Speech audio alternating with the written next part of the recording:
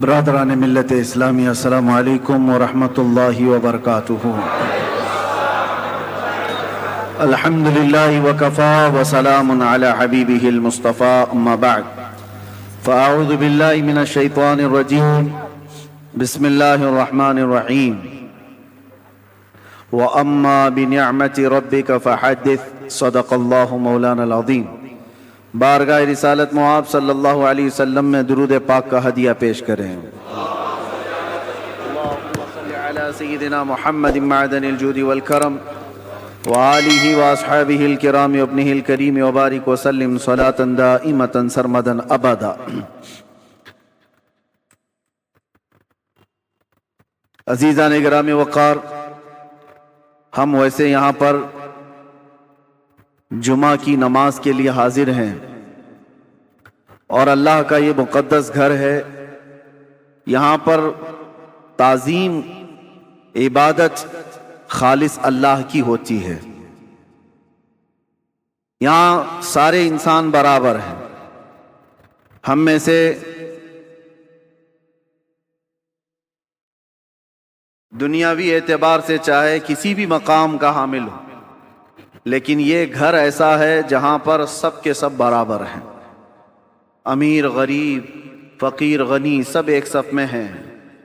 اسی لیے کہا گیا تھا، آ گیا عین لڑائی میں گر وقت نماز، قبلہ رو ہو کے زمیں بوس ہوئی قوم حجاز۔ ایک ہی صف میں کھڑے ہو گئے محمود و ایاز، نہ کوئی بندہ رہا نہ کوئی بندہ نواز۔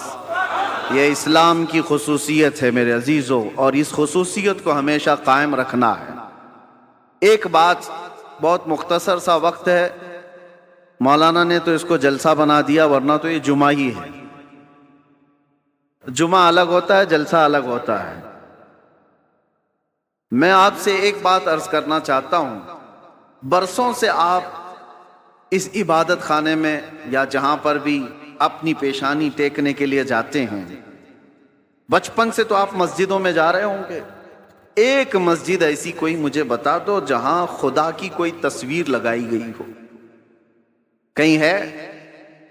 چلو یہاں نہیں ہے تو مولانا نے کبھی شکل بتائی ہے کہ اللہ ایسا ہوتا ہے، خدا ایسا ہوتا ہے؟ نہیں بتایا۔ یہ پوری دنیا کی واحد قوم، ایک ہی قوم ایسی ہے جو بنا دیکھے سجدے میں چلی جاتی ہے۔ ہر قوم کو دنیا میں جا کر کے آپ دیکھنا، سرچ کر کے، سب کو جھکنے کے لیے کوئی نہ کوئی مورتی کی ضرورت ہوتی ہے۔ وہ سامنے دیکھتے ہیں پھر جھکتے ہیں، اور چاہے وہ کسی بھی دین میں ہو، سب نے اپنا اپنا کچھ نہ کچھ بنا رکھا ہے۔ عیسائی اگرچہ خدا کی عبادت کی بات کرتے ہیں، لیکن انہوں نے مریم اور حضرت عیسیٰ علیہ السلام کی بھی مورتیاں بنا لی ہیں۔ یہودی اگرچہ اللہ کی عبادت کی بات کرتے ہیں، لیکن نبیوں کی مورتیاں انہوں نے بھی بنا رکھی ہیں۔ جتنے مذاہب ہیں انہوں نے سب نے اپنی اپنی جھکنے کے لیے کچھ نہ کچھ چیزیں بنائی ہیں۔ یہ پوری دنیا میں ایک ہی قوم ہے، ایک ہی قوم ہے۔ اسی لیے تو میں عرض کرتا ہوں میرے عزیزو، اللہ تبارک و تعالیٰ نے ہماری اور تمہاری فضیلت میں قرآن کی شروع کی آیتوں میں فرمایا یؤمنون بالغیب، یہ وہ لوگ ہیں جو غیب پر ایمان رکھتے ہیں۔ آج تک ہم نے اللہ کو دیکھا نہیں، اور لوگ یہ طعنہ مارتے ہیں کچھ، جیسے ابھی مسئلہ چل رہا تھا کہ ہم سب نے پکارا تھا آئی لو محمد صلی اللہ علیہ وسلم، سیدنا محمد صلی اللہ علیہ وسلم۔ میرے عزیزو، ہمیں یہ چیزیں راستوں پر یا جلسوں پر اس طرح علل اعلان کہنے کی ضرورت کیوں پیش آتی؟ جب کوئی درندہ چھیڑتا ہے تو ہمیں پھر اظہار کرنا واجب ہو جاتا ہے۔ اگر کوئی نہ پوچھے آپ سے تو بتانا ضروری تو ہے نہیں، لیکن جب اگر کوئی چھیڑے تو پھر ہمیں بتانا واجب ہو جاتا ہے کہ ہم اپنے نبی پاک صلی اللہ علیہ وسلم سے اپنی جان سے زیادہ محبت کرتے ہیں۔ تو کسی ایسے ہی کیڑے مکوڑے نے یہ سوال کیا تھا سوشل میڈیا پر کہ یہ مسلمانوں کو دیکھو، جگہ جگہ یہ پرچم اٹھائے ہوئے ہیں کہ اپنے نبی سے محبت کرنے کی بات کرتے ہیں، ان سے ذرا پوچھو کیا انہوں نے اپنے نبی کو دیکھا ہے؟ جس سے آئی لو محمد کہہ رہے ہیں، کیا محمد صلی اللہ علیہ وسلم کو انہوں نے دیکھا ہے؟ اس ظالم کو تو میں یہ جواب دیتا ہوں، بن دیکھے جب یہ حال ہے۔ ارے دیکھتے تو بات الگ تھی، سر ہتھیلیوں پر لے کر کھڑے ہوتے ہیں۔ بنا دیکھے یہ حال ہے کہ ہم اپنی ماؤں کو اور اپنے باپ کو بچپن سے دیکھا ہے، باوجود اس کے ہم اپنی ماں اور باپ سے زیادہ اپنے نبی سے محبت کرتے ہیں۔ یہ اللہ تبارک و تعالیٰ کی طرف سے ہمیں عطا کیا ہوا ہے۔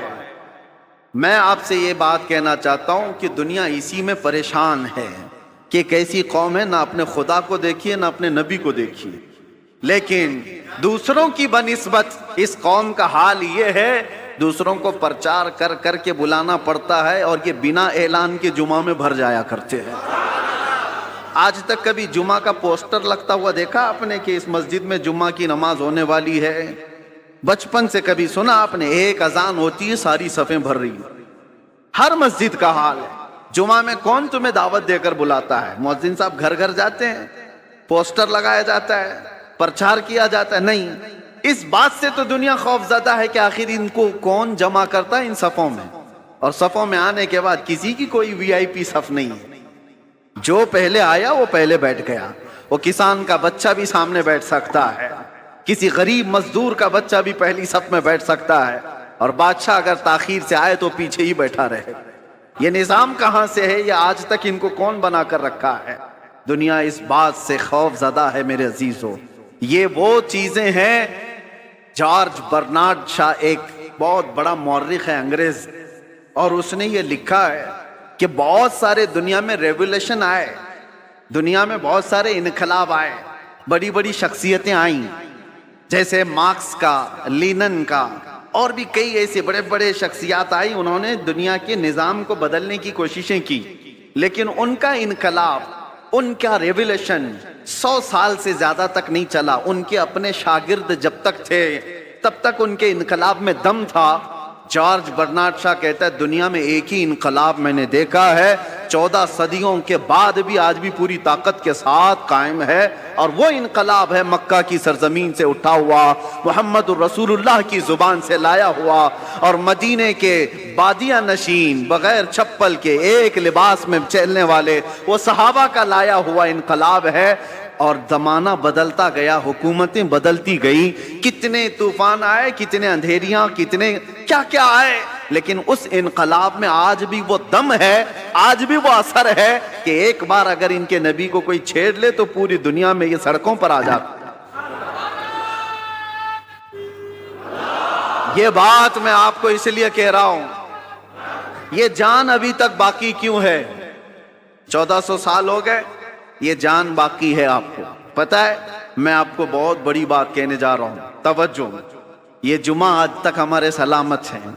کتنے درندے آئے اذانیں بند کرنے کے لیے، قرآن پر پابندیاں لگانے کے لیے، کیا کیا نہیں کیا۔ 1400 سال یوں ہی نہیں گزرے ہمارے۔ لوگ کہتے ہیں آج حالات خراب ہیں، اس سے بھی بڑے حالات خراب ہو کے گئے۔ چنگیز آیا، ہلاکو آیا، جنہوں نے مسلمانوں کی کھوپڑیوں سے مینار بنا دیے تھے، بغداد کی پوری سرزمین کو مسلمانوں کے خون سے لال کر دیا تھا۔ اس وقت جب اسلام نہیں رکا تو آج کے نشیڑیوں سے کیا اسلام رکے گا؟ کچھ نہیں ہونے والا ہے، لیکن حالات آئے اور گئے۔ لیکن آج تک یہ جو جان باقی ہے، کون تمہیں جمع کرتا ہے آج؟ ویسے تو مسلمان کسی کی جلدی ماننے والے نہیں، کسی کو قائد بھی نہیں مانتے۔ کوئی ہمارا ایک لیڈر ایسا ہے نہیں جو سب کو جمع کر دے، اس کے باوجود بھی ان صفوں میں کون جمع کرتا ہے؟ امام کی بھی وہ حیثیت نہیں ہے تمہیں جمع کرنے کی۔ بھائی امام کی حیثیت کو کیا ہے وہ تو ہم جانتے ہیں، ہر مسجد کا وہ بیچارہ وہ اپنے ہی گھر بار کی فکر میں ہے۔ لوگ اس کو خالی جمعہ اور امامت کے طور پر دیکھتے ہیں، باقی جمع کرنے کی طاقت یہ پوری وہ نہ امام کی ہے نہ مؤذن کی ہے، اور بڑے نیتا کی بھی نہیں۔ جب ان کا کوئی بڑا نیتا نہیں، کوئی بڑا قائد نہیں، تو یہ لاکھوں کی تعداد میں صفوں میں ان کو ہر جمعہ کون جمع کرتا ہے؟ اور صرف یہاں نہیں، پوری دنیا میں کون جمع کرتا ہے؟ یہ رمق، یہ دمک آج تک ان کے چہروں پر باقی کیوں ہے؟ آج پوری دنیا تمہیں آتنکواد کا ایک لیبل لگانے کے لیے کیا کیا نہیں حربے استعمال کیے، پوری میڈیا کا استعمال کیا۔ داڑھی دکھے تو لوگ کہیں ٹیررسٹ ہے، ٹوپی دکھے تو لوگ کہیں ٹیررسٹ ہے۔ سب پروپیگنڈے کے باوجود نہ ٹوپی اتری نہ داڑھی اتری۔ آج بھی ہے یا نہیں ہے؟ اس لیے میں بتانا یہ چاہتا ہوں کہ یہ رمق، یہ دمک، یہ جان آج تک باقی کیوں ہے؟ اس لیے کہ ہمارا رسول زندہ ہے تو دین بھی زندہ ہے۔ رسول زندہ ہے اور زندہ رسول کا دین قیامت تک زندہ رہنے والا ہے. ہمارے اندر جو زندگی باقی ہے نا، یہ جو رمق دمک ہے، یہ جو کچھ بھی چمک دمک ہے، صرف اس لیے کہ وہ جو نہ تھے تو کچھ نہ تھا، وہ جو نہ ہو تو کچھ نہ ہو. جان ہے وہ جہان کی، اور جان ہے تو جہان ہے. وہ ہیں آج بھی ہمارے درمیان، اسی لیے اللہ کے بڑے عذابات نہیں آتے. قرآن میں اللہ نے فرمایا وَمَا كَانَ اللَّهُ لِيُعَذِّبَهُمْ وَأَنْتَ فِيهِمْ. اللہ اس قوم پر ویسا عذاب نازل نہیں کرے گا جیسے پچھلی امتوں پر کرتا تھا، اس لیے کہ ان کے بیچ میں میرا محبوب آرام فرما ہے. اب جو بات میں کہنے جا رہا تھا وہ یہ، آپ ان مسجدوں میں آئے، کبھی خدا کی تصویر نہیں دیکھی، کبھی خدا کا کوئی چہرہ، کوئی اس کا آکار نہیں دیکھا اور نہ ہی سنا ہے، اور ہم بتا بھی نہیں سکتے. جو آنکھوں میں آ گیا وہ خدا نہیں ہو سکتا. بات سمجھ کے چلو، جو نظروں میں آ گیا وہ خدا نہیں ہو سکتا. خدا کسی چیز میں سما نہیں سکتا، وہ محیط نہیں ہے. اب دوسری بات، یہاں تک تمہاری زندگی باقی ہے. دوسری ایک بات، جب بھی آپ مسجدوں میں جاتے ہیں، امام صاحب سے کیا قرات سنتے ہیں؟ فجر میں، مغرب میں، عشاء میں تو بلند آواز سے قرات ہوتی ہے، سن تو لیتے ہوں، جمعہ میں بھی ہوتی ہے. جب بھی آپ آتے ہیں رکعت باندھنے کے بعد امام جو ہے پہلے کیا پڑھتا ہے؟ الحمدللہ ہی پڑھتا ہے نا، سورہ فاتحہ ہی پڑھتا ہے، الحمدللہ رب العالمین. سب خاموشی سے سنتے، سالوں سے سنتے آ رہے ہیں، سالوں سے. تو کبھی آج تک ایک مقتدی جو امام کے پائجامے کے پیچھے تو لگا رہتا ہے، امام کی ناڑی کہاں بندھی ہے وہ تو دیکھتا رہتا ہے، امام کہاں جا رہا ہے کہاں نہیں یہ تو دیکھتا رہتا ہے، ایک بار بھی کوئی مقتدی آ کر کے نہیں کہا کہ یہ بہت پرانی ہو گئی سورہ، کوئی نہیں تو پڑھو؟ کبھی کہا کسی نے؟ بلکہ حالت یہ ہے کوئی نہیں کہتا امام سے کہ کیا مولانا ہر دن تو سورہ فاتحہ پڑھتے ہی ہو، ہر دن سورہ فاتحہ پڑھتے ہو. کوئی نہیں کہا کہ یہ پرانی ہو گئی نیا کچھ لے کے آؤ. نہیں، بلکہ اگر امام نیا کرنے کی کوشش کرے تو قوم اس کو سیدھا کر دے گی. وہی پڑھو جو میرے نبی نے پڑھا ہے، وہی پڑھو. کیوں آج تک کوئی بھی چیز جب ہم دیکھتے ہیں کنٹینیو، بریانی 4 دن کنٹینیو نہیں کھائی جا سکتی، 5 دن روز دال چاول بھی نہیں چلتا. انسان کی طبیعت ایسی ہے کہ ہر چیز اس کو بدل بدل کر کے چاہیے، نہیں چاہیے. لیکن اس میں کبھی نیا کا تصور بھی نہیں آتا. کیوں؟ ایک یہ چیز. دوسری چیز میں نے بتایا، مسجدوں میں ہمارے قرآن وہی ہے، سورہ فاتحہ سے شروع کرتا ہے امام، اس کے بعد چاہے قرآن میں کہیں سے بھی پڑھے سورہ فاتحہ تو پڑھتا ہے. لیکن کسی مقتدی کو آج تک اس بات پر کوئی شکایت نہیں ہے. تیسری ایک اور چیز، تمہارا کلمہ کیا ہے؟ لا الہ الا اللہ محمد رسول اللہ. ایک کلمہ ہے. تمہارے باپ کا کلمہ کیا تھا؟ اور دادا کا کلمہ کیا تھا؟ پردادا کا کلمہ کیا تھا؟ صدیوں سے ایک ہی کلمہ چل رہا ہے، ایک ہی کلمہ ہے، لا الہ الا اللہ محمد رسول اللہ. یہ کلمہ کبھی آپ نے اپنے ابا سے بھی نہیں پوچھا، مولانا سے بھی نہیں پوچھا، بہت سال ہو گئے کوئی نیا کلمہ تو لاتے ہیں، تھپڑ لگے گا کہ نیا نہیں اس میں ہے، یہی پرانا ہے. بلکہ حالت یہ ہے دوسرا کوئی ڈائلاگ ہو، کوئی گانا ہو، کوئی بھی چیز ہو، 4 مہینے 6 مہینے چل سکتی ہے، سال بھر 2 سال، اس کے بعد وہ سننے کو دل نہیں کرتا. آدمی چاہتا ہے یہ پرانا ہو گیا اب کچھ نیا سناؤ. کلمہ طیبہ کو کوئی بھی امتی یہ نہیں کہتا پرانا ہو گیا. ارے 70,000 بار بھی پڑھیں تو اس میں جدت اور لذت اور آتی، کبھی پرانا نہیں ہوتا. یہ ایسی چیزیں تمہارے پاس ہیں، تمہارے پاس ہیں. یہ جمعہ کی جماعت، یہ قرآن کی حقانیت، یہ کلمہ طیبہ کی جدت جو ہر زمانے میں ہے، کیا یہ تمام چیزیں اس بات کا ثبوت نہیں ہے کہ اسلام زندہ ہے اور قیامت تک زندہ رہنے والا ہے؟ کسی بھی جگہ پر تمہیں یہ چیزیں نہیں مل سکتی. ہر جگہ بہت کچھ بدلاؤ ہے. ہاں میں بتا سکتا ہوں چیلنج کے ساتھ، دنیا کا کوئی بھی مذہب ہو، لائے کتابیں اور ہم بتاتے ہیں اس کے کتنے کتنے نسخے ہیں، کتنے کتنے. بائبل میں آج کتنے نسخے، 70 سے زیادہ نسخے الگ الگ ملتے ہیں. یونان میں الگ ہے اور یورپ میں الگ ہے. جو انجیل Bible old testament new testament سب بدلی ہوئی ہیں. اور ہمارے ہاں کی کتابیں, ہمارے دیش میں جو بہت ساری مقدس کتابیں مانی جاتی ہیں, ان میں بھی ہیر پھیر ادھر ادھر بدلاؤ الگ الگ ہے. لیکن افریقہ سے لے کر امریکہ تک, ہند سے لے کر کے آپ کسی بھی کونے تک جاؤ, قرآن سورہ فاتحہ سے شروع ہوتا ہے, والناس پر ہی ختم ہوتا ہے. فرقے بہت ہوئے دین میں, اسلام میں بہت سارے فرقے ہوئے, لیکن اس میں کسی کا اختلاف نہیں آیا. قرآن کے 30 پارے اور 114 سورتیں جو صحابہ کے زمانے میں تھی وہ آج بھی وہی موجود ہے. اس کلام پاک پر کسی کا اثر کیوں نہیں ہوا آج تک؟ کوئی قرآن نہیں بدل پایا, کوئی ایک پارا تو چھوڑو, ایک سورہ تو چھوڑو, ایک حرف بھی نہیں بدل پایا, زبر زیر اور نقطے بھی اس کے بدل نہیں پائے. 1400 سال سے ایک کتاب چلی آ رہی ہے, اس کتاب کو کوئی نہیں بدل پایا. اے مسلمانوں, میں تمہیں یہ فخر والی باتیں بتا رہا ہوں, اس سے بڑھ کر کے دولت جاؤ ڈھونڈ کر کے نکالو, کسی کے پاس نہیں مل سکتی. پھر تم کس بات کے مایوسی میں جیتے ہو ہمارے پاس کچھ نہیں ہے؟ اتنی بڑی دولتیں جس کے پاس ہے اسے سر جھکا کر نہیں, سر اٹھا کر جینا چاہیے. دنیا میں سر اٹھا کر کے جیو. اللہ رب العزت کے دی ہوئی یہ ساری نشانیاں تمہارے پاس موجود ہے.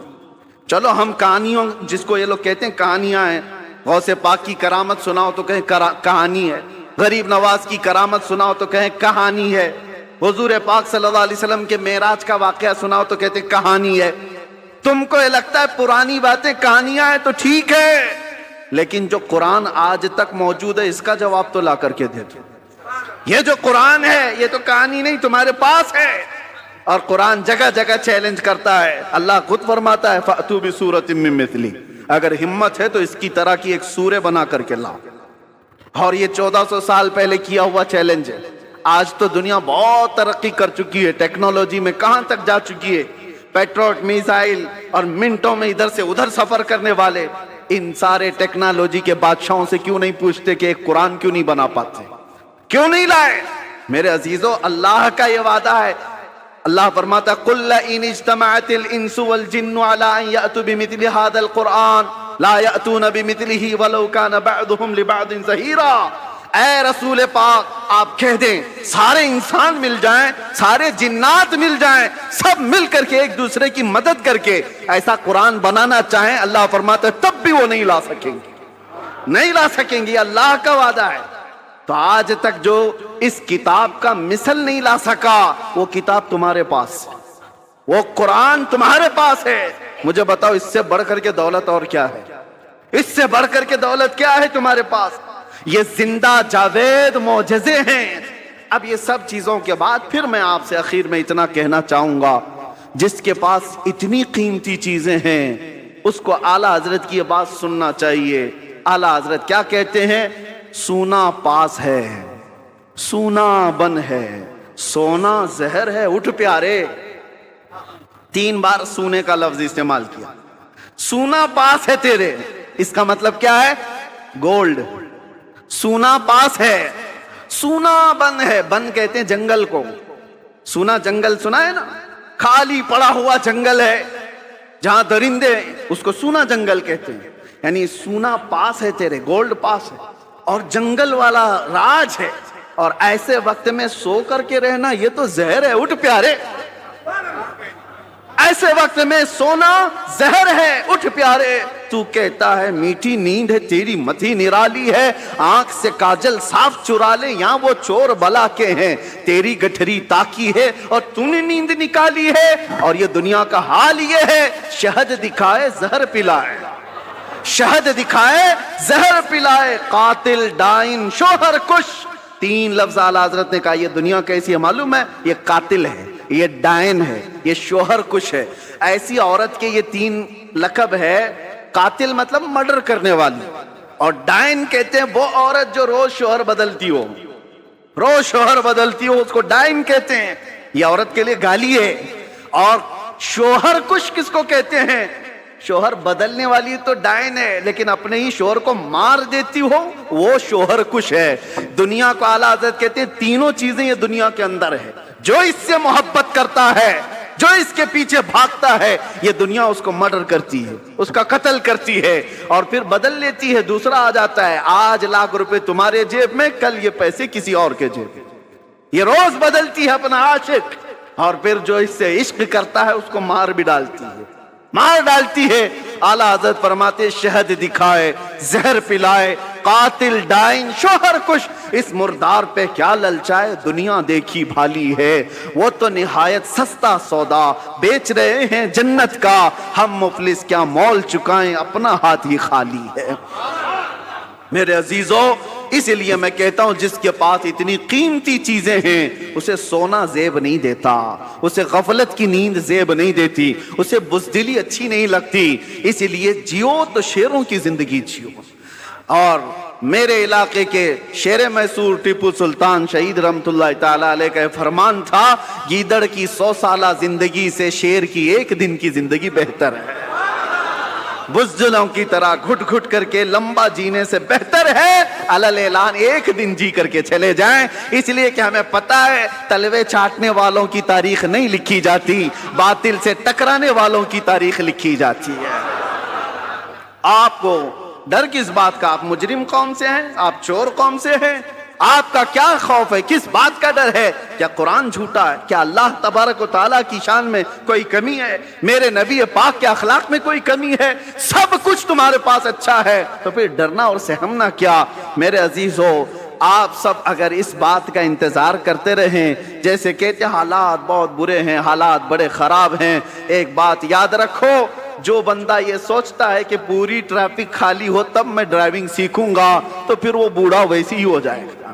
ہاں، گاڑی چلانا سیکھنا ہے تو ٹریفک میں آؤ، آپ کو اسی میں سیکھنا پڑے گا، ادھر ادھر کے اڑے تیڑے آتے ہی رہیں گے، ان کے بیچ میں ہی تم ڈرائیور بن سکتے ہو۔ چلنا سیکھو اور انہی حالات سے گزر کر کے نکلو گے تو اللہ تبارک و تعالیٰ قوت کے ساتھ تمہیں جمع فرمائے گا۔ وہ قوم کبھی کامیاب نہیں ہوتی جو گھر میں بیٹھ کر کے مانگ رہی ہے کہ مدد آ جائے، مدد آ جائے۔ اگر ایسی ہی مدد آتی تو میرے نبی صلی اللہ علیہ وسلم 313 کو لے کر بدر تک نہیں جاتے، وہ مدینے میں بیٹھ کر دعا کرتے تو اللہ مشرکین کو ویسے ہی ہلاک کر دیتا۔ اگر نبی پاک صلی اللہ علیہ وسلم مسجد نبوی سے ہاتھ اٹھا دیتے احد کے سارے مشرکین ویسے ہی مر جاتے۔ میرے نبی اپنے گھر سے نکلے، صحابہ اپنے گھر سے نکلے، میدانوں میں آئے اور اپنی طاقت و قوت کا استعمال کیا، اس لیے کہ یہ امت کو بتانے کے لیے کہ امت کا مزاج ایسا نہ ہو کہ کچھ بھی مصیبت آئی فاتحہ دلایا، دعا کیا، اللہ اس کے منہ میں کیڑے پڑ جائیں اور اس کو ایسا ہو جائے، اس کو ایسا ہو جائے، چادر اوڑھ کے سو گیا۔ میرے عزیزو، یہ مجاہدین کی زندگی نہیں ہے، مجاہدین کی زندگی یہ نہیں ہوتی، مومنین کی زندگی بھی یہ نہیں ہوتی، بلکہ مومنین کی زندگی یہ ہے جب تک اللہ نے بولنے کی طاقت دی ہے حق بات کا اعلان کر کے جاؤ۔